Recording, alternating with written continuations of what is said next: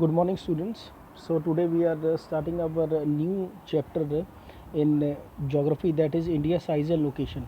So in this chapter we are trying to find out the actual size and location of India, and we are going to see different other things which are related to the longitudinal extent and latitudinal extent. So it is very important chapter in terms of India's size and location. So directly from the book, India is one of the ancient civilization in the world. It has achieved multifaceted socio-economic progress during the last 5 decades. It has moved forward, displaying remarkable progress in the field of agriculture, industry, technology, and overall economic development. India has also contributed significantly to the making of world history. So, India's civilization is one of the ancient civilization in the world, and from last 5 decades we have done really very well in different field like agriculture, industry, technology, and economic development we also gained here. So because of that, India has its own importance and its own dignity. So the second thing is location. India is a vast country lying entirely in the northern hemisphere. The main land extends between latitudinal 8 degree 4 minutes north and 37 degree 6 minute north, and longitudes 68 degree 7 minutes east and 97 degree 25 minute east. The Tropic of Cancer divides the country into almost two equal parts. To the southeast and southwest of the mainland lie the Andaman and Nicobar Islands and the Lakshadweep Island in the Bay of Bengal and Arabian Sea respectively. Find out the extent of these groups of islands from your atlas. So what we are actually seeing here, actually we are talking about the actual position of a globe. We different imaginary lines we have drawn on that. These all are the imaginary lines. ठीक है, one is longitudes and second one is latitudes. So if we are talking about the latitudes, there are few important latitudes, because if we are considering equator, equator is at 0 degree.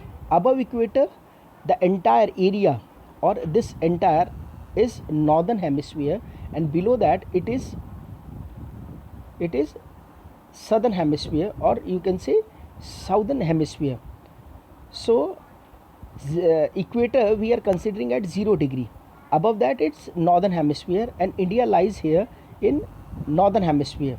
Okay, so if we are talking about the latitudes, okay, the parallel of latitudes, there are different parallels of latitudes, like Tropic of Cancer, which is at 23 degree north in northern hemisphere.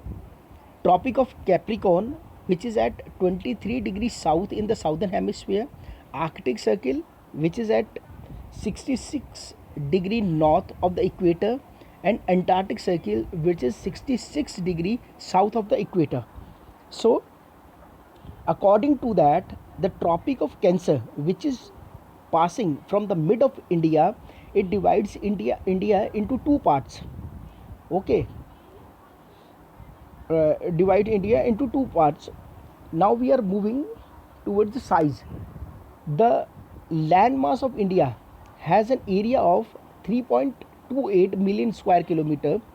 India total area accounts for about 2.4% of the total geographical area of the world. It is very important, like the total 2.4% area, the geographical area the India is only acquiring, because as you all know that more than 70% of earth is covered with water, and only 30% of land area is remaining, and in 30% only humans are acquiring, or humans are using near about 15%, and in that 15% only 2.4% India has. Okay, From figure 1.2, it is clear that India is the seventh largest country of the world. India has a land boundary of about 15,200 kilometers, and the total length of the coastline of the main land, including Andaman and Nicobar and Lakshadweep, is 7,516 kilometers, 16.6 kilometers. So that is the actual length, or you can say length in kilometer. We are talking about the actual length of our coastline. What is coastline? First of all, what is coastal area? The land area which is directly in touch with sea or ocean, that is known as coastal area. And in here we are talking about the coastline, the entire area which is directly in touch with sea, the India's area that which is directly in touch with sea, that we are talking about. India is bounded by the Young-Fold Mountains in the northwest, north and northeast. South of about 22° north latitude, it begins to taper and extend towards the Indian Ocean, dividing it into two seas, the Arabian Sea on the west and Bay of Bengal on its east. So here, Young-Fold Mountain means we are talking about Himalayas. But once we are coming below, we are talking about the longitudinal extent. Once we are coming below to the southern region, or you can say in South India, actually below that it is Indian Ocean. If we are talking about India's map, below India's map it is Indian Ocean, and on both of side, in eastern side it is Bay of Bengal and in western side it is Arabian Sea. So actually it is dividing, the longitudinal extent is dividing it into two seas, that is one is Arabian Sea and the another one is Bay of Bengal. Look at the figure 1.3 and note that the longitudinal and the latitudinal and longitudinal extent of the mainland is about 30°. Despite this fact, the east-west extent appears to be smaller than the north-south extent from Gujarat to Arunachal Pradesh. There is a time lag of 2 hours. Hence, time along the standard meridian of India, which is at 82° 30 minutes east, passing through Mirzapur. That is very important, that you have to mark it here, that that Mirzapur, the standard meridian of India passes from UP. There is a particular place over there, that is that place is known as Mirzapur. Okay.